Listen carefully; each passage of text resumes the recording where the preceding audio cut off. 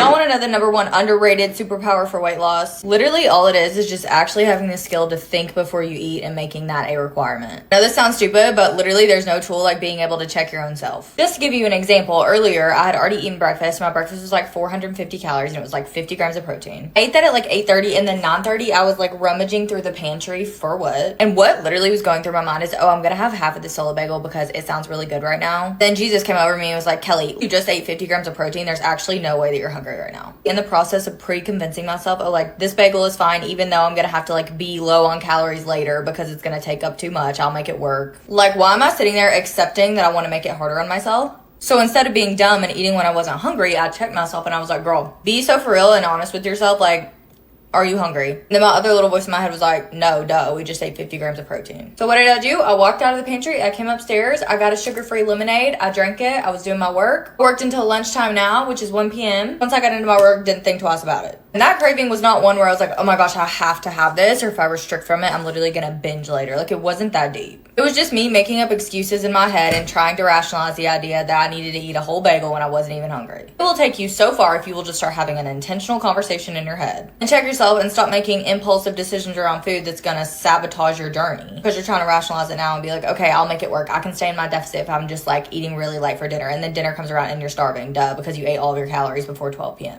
And now I'm eating this fantastic, huge, high volume, giant lunch because I actually have room in my calorie intake because I wasn't an idiot earlier and I was smart.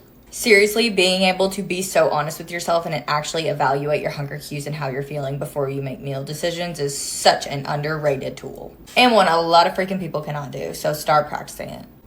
Bye.